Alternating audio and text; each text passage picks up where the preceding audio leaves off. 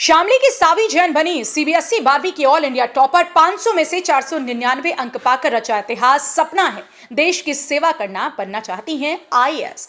उत्तर प्रदेश के शामली जिले की बेटी सावी जैन ने वो कर दिखाया है जो पूरे देश की बेटियों के लिए एक प्रेरणा बन गया। सीबीएसई 12वीं बोर्ड परीक्षा में 500 में से 499 अंक हासिल कर सावी ने पूरे भारत में टॉप किया है। सावी का सपना है कि वह सिविल सर्विस में जाएं और देश की सेवा करें।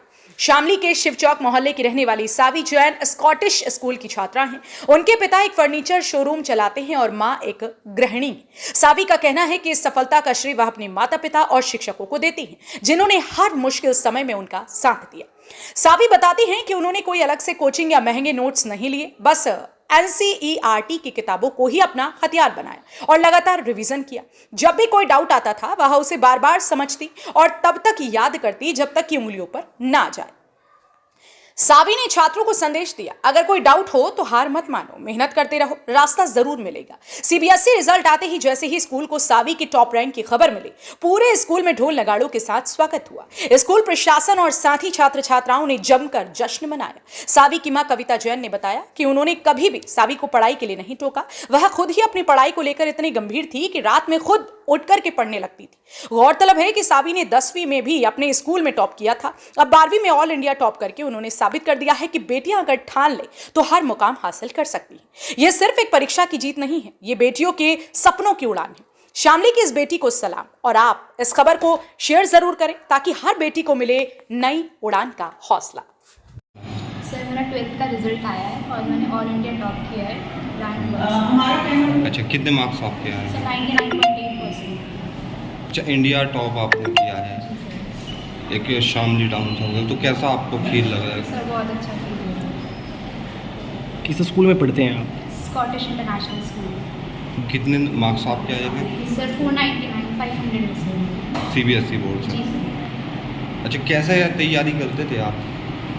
सर तैयारी में ऐसा कोई स्पेशल फॉर्मेट नहीं था, एनसीईआरटी ही बेसिस थे। एनसीईआरटी को ही थोड़ी गो थ्रू करके 3 या 4 बार रीड करके उसके बाद क्वेश्चन प्रैक्टिस में मेरा फोकस रहता था कि जैसे प्रीवियस ईयर क्वेश्चंस हो गए या कोई सैम्पल क्वेश्चंस हो गए, उनसे ताकि ये पता चल जाए कि प्रैक्टिस लर्निंग में कितना ग्रिप हुआ है, कितना रहता है। तो चैप्टर वाइज प्रैक्टिस करके उसके बाद अगर कोई पॉइंट वीक है, कोई टॉपिक वीक है, तो उसको दोबारा पढ़ के दोबारा टेस्ट करें।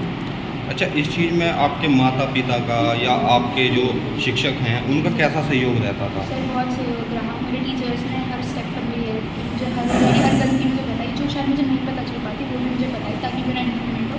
और मेरे पेरेंट्स ने हर स्टेप पर मेरा कॉन्फिडेंस बूस्ट किया, मुझे हिम्मत दी कि मैं आगे बढ़ती रहूँ बिना किसी रुकावट के, बिना किसी इस चीज़ को सोचे कि आगे क्या होगा। कॉन्स्टेंटली मूव करने में उन्होंने सपोर्ट किया। अच्छा, इंडिया में टॉप आए हैं, इसका श्रेय किसको जाता है? सब पेरेंट्स को, मेरे टीचर्स को, प्रिंसिपल को, स्कूल को, सबको जाता है जिन्होंने मुझे मेरी इस जर्नी में मेरा साथ दिया, जिन्होंने मुझे ये सिखाया कि फेलियर्स कभी भी आपकी डेस्टिनी डिसाइड नहीं करेंगे। एक बार फेल हो रहे हैं, दोबारा ट्राई करेंगे, कभी ना कभी तो रेक्टिफाई हो ही जाएगा सब कुछ। अच्छा, इस बीच में आपको जैसे पढ़ाई लिखाई करी तो कुछ दिक्कतें भी आई कुछ? सर कभी कभी पर्सनली मुझे क्या होता था, मुझे लगता था कि शायद मुझे कुछ नहीं आता, या मुझे ये लगता था कि ये टॉपिक मेरा बहुत ज़्यादा वीक है, मुझे शायद वो टॉपिक मुझे आता होगा, मुझे ये लगता है कि शायद मुझे नहीं आता है, तो उससे मुझे थोड़ा एंग्जाइटी हो जाता था। तो उससे फिर डील करने के लिए मैंने अपनी बुक्स की हेल्प ली, मैंने उस टॉपिक को बार बार रीड किया जब तक मेरा उस पर कॉन्फिडेंस ना बिल्ड हो जाए, ताकि मुझे ये लगे कि हाँ मुझे ये आता है। अच्छा, जैसे इंडिया टॉप आपने किया तो अब और जो बच्चे हैं पढ़ने वाले, तो उन्हें क्या आप मैसेज देना चाहते हो? आप मैसेज यही है कि कंसिस्टेंसी देखिए, आप कंसिस्टेंटली वर्क करिए, दिक्कतें आएंगी, मिस्टेक्स भी होंगी, बट कंसिस्टेंटली वर्क करने से सब चीज़ें ठीक हो जाएंगी, सब मिस्टेक्स रेक्टिफाई हो जाएंगी। इट्स जस्ट कि आप अपनी होप मत लूज करें। आपको कैसे प्रेरणा मिली इस तरीके से? इतना बड़ा काम आपने कर दिखाया, तो कैसे प्रेरणा मिली आपको? सोचा था कभी? सोचा तो नहीं था, बट मुझे ये था कि मुझे खुद से कुछ बेटर करना है, जो मैंने अभी तक किया है उससे भी बहुत अच्छा करना है। ये मेरी प्रेरणा थी कि मुझे अपने आप को ही डिफीट करके और अच्छा करना है। और मेरे पेरेंट्स ने भी मुझे हर स्टेप पर प्रमोट किया, हर स्टेप पर मुझे हेल्प किया। प्रिंसिपल मैम ने मुझे इतना सपोर्ट किया, इतना बूस्ट किया मेरे कॉन्फिडेंस को, सब ने मुझे इतनी हेल्प की, इससे मुझे प्रेरणा आई इस तरह की चीज़ करने की। अच्छा, अब लाइफ में आगे क्या करना है? सर मेरा एम सिविल सर्विसेज ज्वाइन करने का है, एज एन आईएएस, देश की सेवा करना। अच्छा कविता जी, आपकी बेटी ने इंडिया टॉप किया सीबीएसई बोर्ड में, तो कैसा फील कर रहे हैं? बहुत अच्छा लग रहा है। हुई। बहुत खुशी है, सारी मेहनत सफल हो गई है। अच्छा, आप माँ हैं बच्ची की, हाँ जी। ठीक है, आपका किस तरीके से कितना संघर्ष बच्ची के साथ में रहा? बच्चों के साथ तो माँ बाप का पूरा संघर्ष होता है, लेकिन जब अगर संघर्ष इस तरह से सफल हो जाए तो संघर्ष के सारा फल मिल जाता है। जो हमने मेहनत की है बच्चों के साथ वो हमारी सफल हो गई। अच्छा, पढ़ने लिखने का क्या इसका रूटीन रहता था घर पर? नॉर्मली मतलब 4-5 घंटे पढ़ती थी, अपने मन से पढ़ती थी, मुझे कहना नहीं पड़ता था इसको पढ़ने के लिए। जब इसको पढ़ना होता था तो खुद रात को भी उठ के पढ़ने बैठ जाती थी। अच्छा, आप मोटिवेट करते थे कभी नहीं, इतना तो मुझे, कुछ करने इतना के तो लिए? माँ को कहना ही पड़ता है कि पढ़ लो बच्चों, बेटा पढ़ लो, लेकिन फिर पढ़ लेती थी। मुझे बहुत ज़्यादा एफर्ट्स नहीं लगाने पड़ते इसके साथ। अच्छा, ये सोचा था कभी कि इस तरीके का पल आएगा जीवन में? उम्मीद तो थी अपनी बेटे बच्चों को, पता तो हर पेरेंट्स को होता है। तो 10th में भी इसने टॉप किया था सेंट फ्रांसिस में।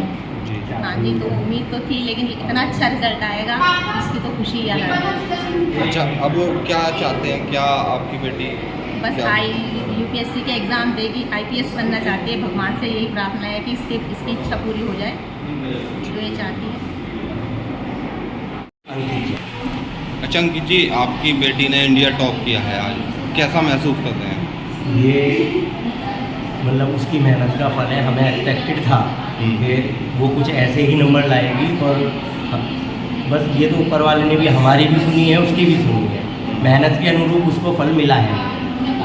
अच्छा, घर पे कैसा रूटीन साविका रहता था, किस घर तरीके पे से? रूटीन इसका नॉर्मल रूटीन था। स्कूल से गई है, थोड़ा सा आराम किया, फिर पढ़ने बैठ गई, फिर शाम को दोबारा से मतलब रात लेट नाइट पढ़ लेती है, सुबह जल्दी उठ के पढ़ लेती है। पढ़ने में ये अपने आप हमें इसको खुद ही बोलना नहीं पड़ा कि पढ़ना है, इसको अपने अंदर से ही है कि नहीं जो भी करना है वो करना ही है। अच्छा, पढ़ाई में कभी सावी को कोई प्रॉब्लम होती थी, आपसे शेयर करती थी? पढ़ाई में मेरा शॉपकीपर हूँ मैं, तो मेरा टाइम तो दुकान पे निकलता था, पर इसकी मम्मी ने ज़रूर इसको 4th 5th तक इसकी मम्मी ने ही इसको लाइन पे रखा है।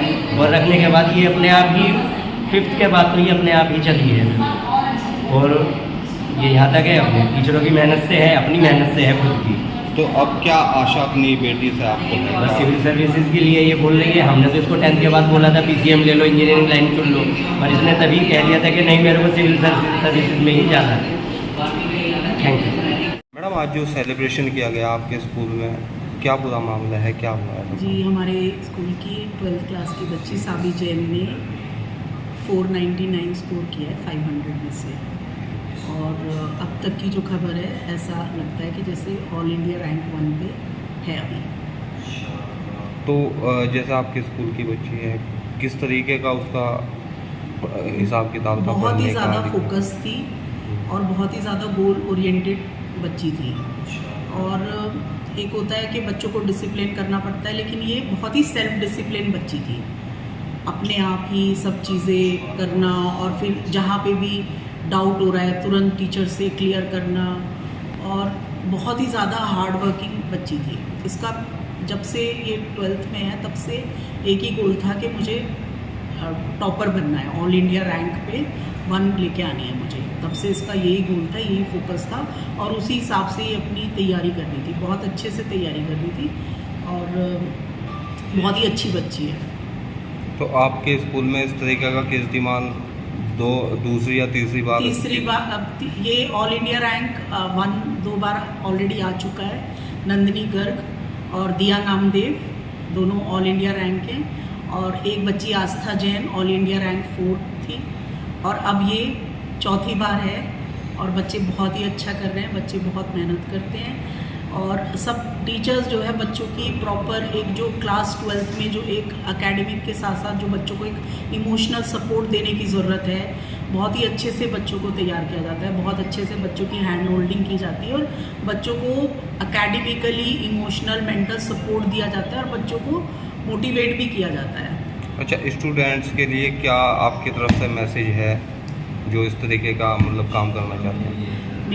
मैं तो यही कहूँगी कि सबसे पहले तो आपको अपना लक्ष्य पता होना चाहिए, अपना गोल पता होना चाहिए, और आपका पूरा डेडिकेशन और पूरा सेल्फ डिसिप्लिन उस गोल के प्रति होना चाहिए। और लाइफ में कुछ भी इम्पॉसिबल नहीं है। मैंने अपनी 30 साल के करियर में ऐसा देखा है कि बच्चे अपने हार्ड वर्क से, अपने डेडिकेशन से, अपने डिसिप्लिन से कुछ भी अचीव कर सकते हैं। अपने टीचर्स के साथ एक अच्छे से बॉन्डिंग करके रहें, अपनी चीज़ों को टीचर के साथ शेयर करें, अपनी स्ट्रेंथ, अपनी वीकनेस, और डेफिनेटली अगर बच्चे फोकस के साथ काम करेंगे तो वो कुछ भी अचीव कर सकते हैं।